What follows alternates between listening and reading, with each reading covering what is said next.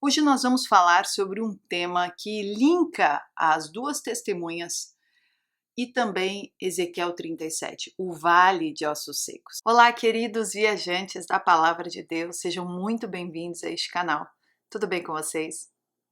Para vocês que ainda não me conhecem, eu me chamo Mari Garcia. Se você ainda não está inscrito aqui, este é o momento que você pode se inscrever. Ativa o sininho aqui embaixo, para o YouTube te avisar toda vez que eu postar um vídeo novo por aqui. Não se esqueça, a plataforma tem desinscrito muitos de vocês. Eu não sei porquê, mas na dúvida, confere todos os dias vídeos às 8 da manhã. A oração da manhã tem sido uma bênção, você não pode deixar de acompanhar. E às 18 horas, isso mesmo, às 6 horas da tarde, um estudo abençoado para você edificar o teu espírito, a sua alma, as suas emoções e todo o seu corpo. Amém? Também não se esqueça de se inscrever no segundo canal. Você já conhece o segundo canal? Escreve aí embaixo se você já conhece. Eu quero saber se você já está lá acompanhando. É o Bíblia Falada Mari Garcia. É um canal onde eu narro as escrituras para que você possa acompanhar a leitura ouvindo através da minha voz. Então eu te espero lá no segundo canal também. E não se esqueça de se inscrever nas redes sociais. Eu vou deixar o link aqui na descrição.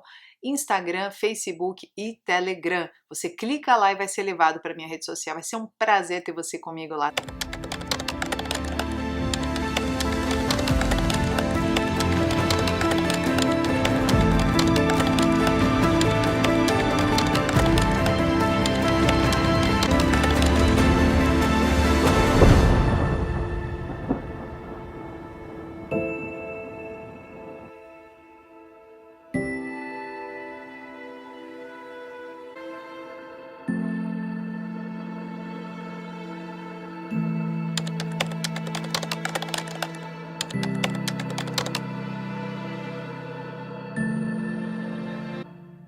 Eu tenho certeza que você já ouviu alguma pregação sobre o Vale de Ossos Secos.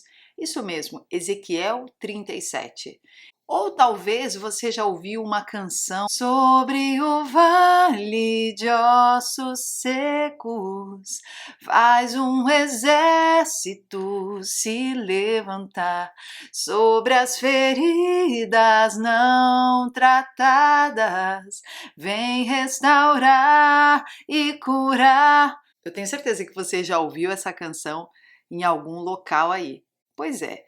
Existem inúmeras pregações sobre esta passagem bíblica, mas por muito tempo nós ficamos na dúvida sobre o que se tratava esta passagem. Antes de nós falarmos sobre o Vale de Ossos Secos, eu gostaria que vocês se lembrassem quando nós falamos já aqui sobre as duas testemunhas.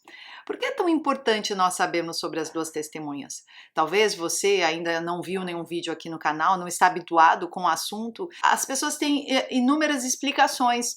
Ao meu ver, e eu vou passar por cima aqui rapidamente sobre o que eu acredito das duas testemunhas, eu tenho mais vídeos aqui sobre as duas testemunhas. Se você tiver dúvida, depois vai lá e se aprofunda mais um pouco. Vou ler com vocês Apocalipse 11, eu vou estar lendo aqui a versão King James Fiel, 1611. Vamos ler comigo lá, a partir do versículo 3. Que diz assim: Eu darei poder às minhas duas testemunhas, e elas profetizarão por 1260 dias, vestidos de saco de crina. É importante nós ressaltarmos que será dado poder a estas duas testemunhas, para que elas profetizem. A primeira coisa que essas testemunhas vão fazer é profetizar. Profetizar o quê? Os eventos que estarão por vir. Porque elas estarão profetizando em qual tempo? No início da última semana de Daniel. Então, as duas testemunhas, elas se levantarão, essas pessoas que o Senhor estará colocando esta unção para profetizar a respeito de coisas que virão. E elas vão profetizar, aí dá o tempo que elas estarão profetizando, por 1260 dias, vestidos de saco de crina.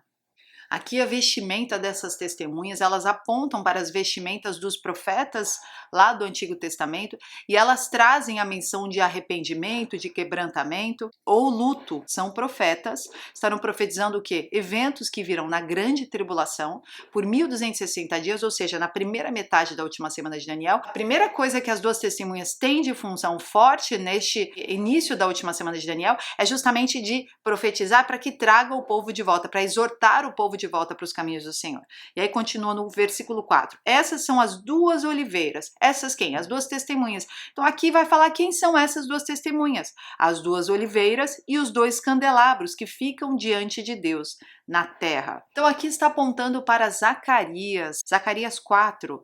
Vamos ver a partir do versículo 1. Tomou o anjo que falava comigo e me despertou, como a um homem que é despertado de seu sono, e me perguntou: que vês? Respondi: olho, e eis um candelabro todo de ouro e um vaso de azeite em cima com as suas 7 lâmpadas, e 7 tubos, um para cada uma das lâmpadas que estão em cima do candelabro. Junto a este, 2 oliveiras, uma à direita do vaso de azeite e a outra à sua esquerda. Tá vendo aqui as 2 oliveiras? É justamente essas 2 oliveiras que nós acabamos de ler lá em Apocalipse 11:4. Então as 2 oliveiras aqui está sendo mencionada nesta visão de Zacarias. E aí Zacarias vai perguntar a respeito do significado desta visão que ele está tendo.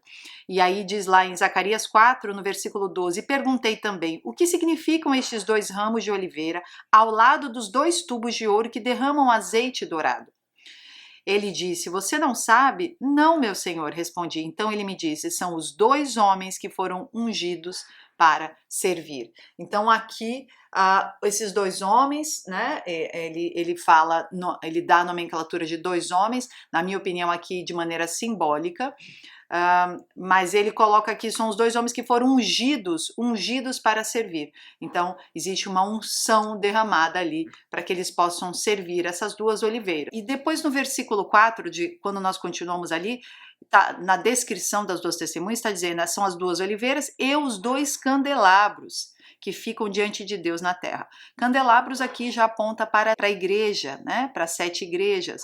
Quando nós temos lá em Apocalipse, nós temos 7 igrejas. Lembrando que das 7 igrejas, 2 igrejas apenas, Filadélfia e Esmirna, são as igrejas que estão recebendo elogios, são as igrejas que estão realmente seguindo aquilo que Deus queria para elas. As outras 5 recebem palavras de exortação, mas também algum tipo de elogio, mas recebem uma exortação. Quando nós falamos sobre a descrição das 2 testemunhas como sendo 2 oliveiras, né, nós estamos apontando lá para Zacarias, para esses 2 ungidos, né, que estão trazendo essa unção ali para servir, e nós estamos apontando para os 2 candelabros, ou seja, 2 igrejas aqui receberam este poder de unção para servir também e que seguiram este caminho. E quando nós falamos de oliveiras, nós vamos lá para Romanos 11 e Paulo está justamente apontando para oliveiras, falando do povo escolhido de Deus, falando ali do povo de Israel.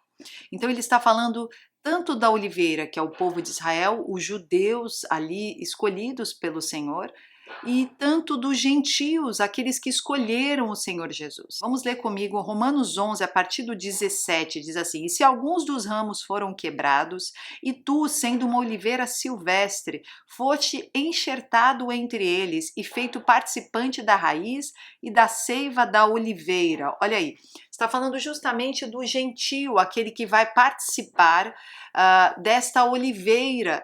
Ele foi enxertado depois, ok? E ele continua, não te glories contra os ramos, mas se te gloriares, não és tu que sustenta a raiz, mas a raiz a ti. Tu então dirias, os ramos foram quebrados para que eu pudesse ser enxertado. Bem, por sua incredulidade foram quebrados, e tu estás em pé pela fé. Não sejas arrogante, mas teme. Olha aí, pela fé, os gentios, eles puderam ser enxertados nesta oliveira. Versículo 22, vê, pois, a bondade e a severidade de Deus para com os que caíram. Severidade, mas para contigo a bondade. Se permaneceres na sua bondade, do contrário, tu também será cortado. Está falando com os gentios. E eles também, se não permanecerem na incredulidade, serão enxertados, por Deus é capaz de enxertá-los novamente. Então aqui está falando quem que ele pode enxertar novamente? Os judeus, aqueles que não aceitaram o Messias a princípio, aqueles que rejeitaram o Messias. E o Messias era para eles, né, a princípio, e depois acabou sendo também para os gentios. Versículo 24, porque se tu foste cortado da oliveira, que é silvestre por natureza, e contra a natureza foste enxertado na oliveira boa, quanto mais esses, que são ramos naturais, serão enxertados na sua própria oliveira. Então aqui ele está falando deste ramo enxertado nesta oliveira. Então Paulo, quando ele está pregando aqui para os gentios em Romanos 11, depois você pode ler o capítulo todo aí, para ter essa noção mais amplificada, ele está justamente falando para os gentios que eles têm a oportunidade de fazer parte desta oliveira, mas ele também está falando para o judeu, que ele também pode, se ele se arrepender e ele se voltar para Cristo Jesus, ou seja, o judeu que se converter a Cristo Jesus, ele também pode ser enxertado nesta oliveira. Então aqui nós estamos apontando para a oliveira sendo justamente dois tipos de povos, os judeus que se convertem e os gentios, ou seja, aquele que não é judeu, aquele que aceita o Senhor Jesus, mas não é judeu de nascimento. Então vamos continuar lá no Apocalipse 11 a respeito das características dessa testemunha, que diz assim: e se algum homem os ferir, fogo sairá de suas bocas e devorará os seus inimigos, e se algum homem os ferir, ele deve desta forma ser morto. E continua: estes têm o poder de fechar o céu, para que não chova nos dias de sua profecia, e têm o poder sobre as águas para transformá-las em sangue e de ferir a terra com todas as pragas, sempre que quiserem. Quais são as duas pessoas que te fazem lembrar este versículo 6? Quando você lê, eles têm o poder de fechar o céu. Quem fez isso no Antigo Testamento? O profeta Elias. Ele fecha o céu e para o céu para que não chova. E a segunda pessoa que aparece aqui é aquela que tem o poder para transformar a água em sangue. Quem fez isso? Moisés. Então Moisés lá no Egito faz justamente essa característica. Aqui está apontando para duas unções derramadas sobre as duas testemunhas, que é a unção de Moisés e a unção de Elias. Versículo 7. Quando tiverem terminado o seu testemunho, a besta que sobe do abismo fará guerra contra eles e os vencerá e os matará. E os seus corpos mortos jazerão na rua da grande cidade, que espiritualmente se chama Sodoma e Egito, onde também o nosso Senhor foi crucificado. E aqueles dos povos e famílias e línguas e nações verão seus corpos mortos por 3 dias e meio, e não permitirão que seus corpos mortos sejam postos em túmulos. E aqueles que habitam na terra regozijar-se-ão sobre eles e alegrar-se-ão e darão presentes uns aos outros, porque esses dois profetas haviam atormentado os que habitam sobre a terra. Perceba como esses dois profetas, esses dois povos, essas duas unções, Moisés e Elias, esses dois candelabros, essas duas oliveiras, estão apontando para povos, estão apontando para muitas pessoas, né? Porque elas estarão indo por vários lugares, né, para profetizar. E o que elas vão profetizar não é tão agradável. Para quem? Para aqueles que estão com a marca da besta, para aqueles que estão guiados pelo anticristo. Então, justamente aqueles que estarão profetizando, aqueles que estarão trazendo esta mensagem, vão incomodar o anticristo. Aqui aponta para Jerusalém.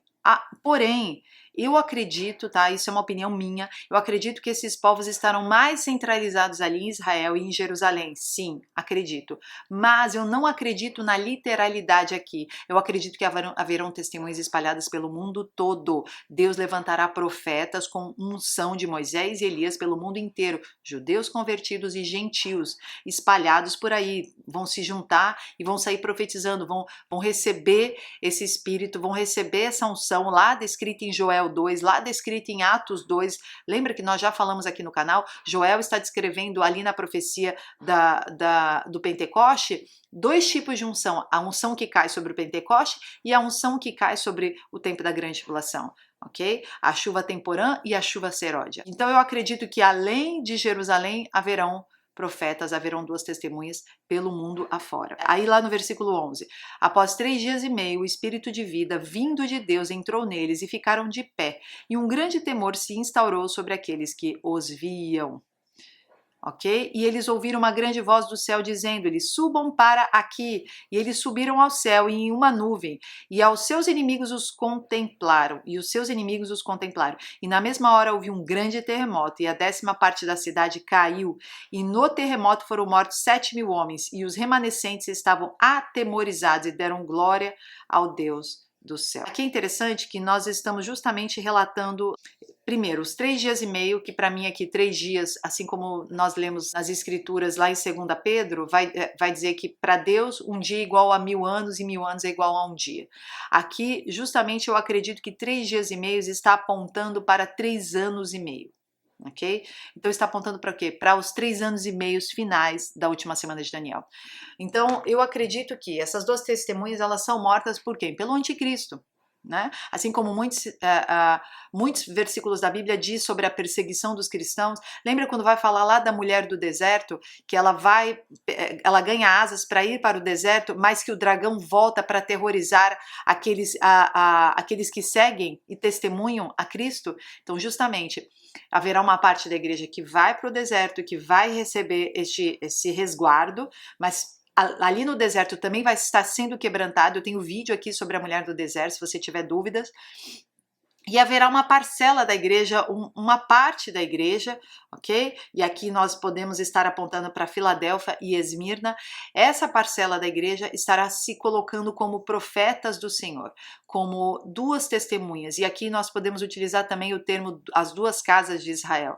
Talvez você já tenha estudado sobre este tema, mas as duas testemunhas elas estão justamente apontando para essas duas casas. Quais são as duas casas? Casa de Judá são os judeus convertidos. E a casa de Efraim, Jacó, ele adota os seus netos, Manassés e Efraim, e ele coloca a progenitura. Lembra que ele cruza o braço direito que era para ficar em Manassés, ele coloca sobre Efraim. Por quê? Porque ele está dando a primogenitura para Efraim, que é o filho mais novo, não está dando para Manassés. Então Efraim carrega essa nomenclatura de primogênito e ele vai apontar justamente para a segunda casa de Israel e também para a segunda testemunha. São duas testemunhas, duas casas de Israel, são dois povos. Então a promessa é só para os judeus? Não, a promessa foi para os judeus a princípio e depois da aliança com Cristo, a promessa passa, a promessa do quê? Da terra prometida, a promessa de viver com Cristo, de reinar com Cristo. Essa promessa passa a ser também para um segundo povo. Então nós estamos aqui lidando com dois povos. Os judeus que tiveram primeiramente a promessa e rejeitaram, e depois os gentios receberam essa promessa e aceitaram. Mas os judeus, eles vão aceitar novamente. Eles vão se voltar. Muitos judeus já está acontecendo, inclusive, este movimento, tá? Então, esses dois povos, eles vão precisar estar unidos para quê? Porque quando Jesus vier reinar, nós seremos um só povo. Amém? Não seremos mais duas casas, seremos um só povo, a única igreja do Senhor.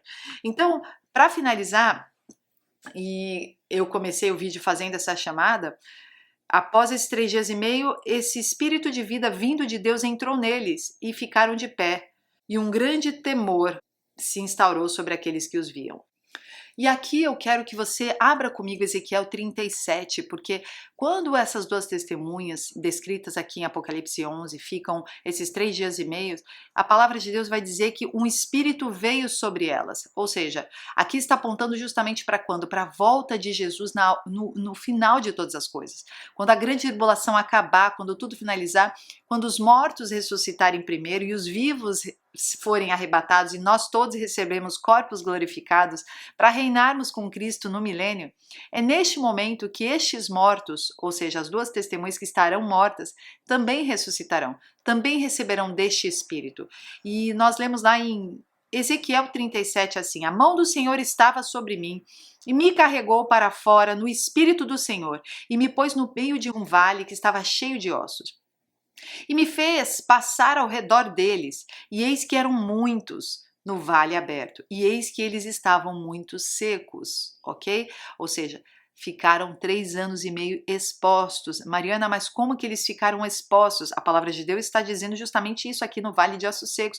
Eram muitos. O profeta Ezequiel está passando sobre estes mortos e vendo ali ossos já secos, ou seja, tempos em tempos caído, não tinha mais carne.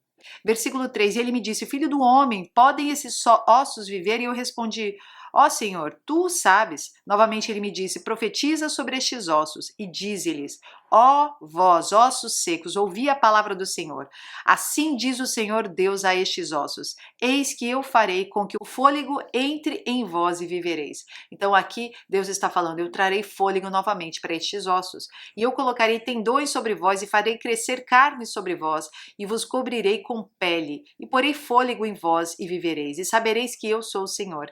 Então profetizei como havia sido ordenado, e enquanto eu profetizava, houve um ruído, e eis que uma agitação, e os ossos se juntaram, cada osso ao seu osso. E quando eu contemplei, eis que os tendões e a carne vieram sobre eles, e a pele os cobriu por cima, mas não havia fôlego neles. Então ele me diz: profetiza ao vento, profetiza, filho do homem, e dize ao vento: assim diz o Senhor Deus: vem dos quatro ventos, ó fôlego, e respira sobre estes mortos, para que eles possam viver. Perceba que os quatro ventos, então aqui os quatro ventos vai trazer menção lá aos quatro anjos do Apocalipse que seguram os ventos para que eles não desçam, para que não caia, antes que sejam selados as testas de todos que estão na terra, antes que sejam selados aqueles que são com Cristo, aqueles que estão andando com Deus. E aí as atrocidades, os julgamentos, eles vêm e caem sobre aqueles que são marcados com a marca da besta. Versículo 10, então eu profetizei como ele havia ordenado, e o fôlego veio para dentro deles, e eles viveram, e se levantaram sobre os seus pés um exército extremamente grande. Olha aí, é um exército extremamente grande, ou seja, muitas pessoas. Aqui estão justamente os dois povos, as duas testemunhas. Então ele me disse: filho do homem, estes ossos são toda a casa de Israel. Isso aqui é muito interessante. Lembra que eram duas casas? Agora aqui está falando toda a casa de Israel. Versículo 13, e saberemos que eu sou o Senhor quando eu tiver aberto vossos túmulos, ó povo meu, e vos trarei de vossas sepulturas, ressurreição. Versículo 14, e porei meu espírito em vós, e vivereis, e eu vos colocarei na vossa própria terra, então sabereis que eu, o Senhor, disse isto e o cumpri, diz o Senhor. Palavra do Senhor veio novamente a mim dizendo: além disso, tu, filho do homem, toma uma vara e escreve nela: por Judá e pelos filhos de Israel, seus companheiros. Está falando da primeira casa, dos judeus convertidos. Então toma outra vara e escreve nela: por José, vara de Efraim, e por toda a casa de Israel, seus companheiros. Então o que ele está fazendo aqui? Ele está pedindo para ele pegar uma vara e escrever para quem que está sendo essa palavra. Primeiro está sendo para Judá e pelos filhos de Israel, seus companheiros, né? Está falando de quem? Dali dos judeus. E depois ele está falando por José, vara de Efraim, e por toda a casa de Israel, seus companheiros. Então aqui está de novo falando da casa de Israel, porque os dois fazem parte da casa de Israel. Ok? Um foi o ramo enxertado e um já fazia parte do ramo natural. Então aqui está justamente descrevendo, olha que interessante, Judá e Efraim, as duas casas de Israel, as duas testemunhas, os dois povos, as duas oliveiras, os dois candelabros, as duas igrejas que não recebem crítica, Filadélfia e Esmirna. Versículo 17, junta-os um ao outro em uma só vara, e elas se tornarão uma na tua mão. Então o que ele está dizendo? Ele está dizendo assim: agora que essas duas testemunhas estão passando pela ressurreição, agora que o meu povo está vindo pela ressurreição, eles vão se tornar uma só vara, eles estarão unidos. Assim diz o Senhor Deus: eis que eu tomarei a vara de José, que está na mão de Efraim, e das tribos de Israel, seus companheiros, e as colocarei com ele, com a vara de Judá, e farei delas uma vara, e elas serão uma na minha mão. E eu farei deles uma nação na terra sobre os montes de Israel, e um rei será rei para todos eles, e eles não serão mais duas nações, nem devem ser divididos em dois reinos. Olha que coisa linda! O profeta está dizendo: dois povos vão se tornar uma só vara, e eles reinarão com Cristo, com um só rei. Olha aqui, ó, eles não serão mais duas nações, eles serão uma só, eles estarão na sua terra. Ok?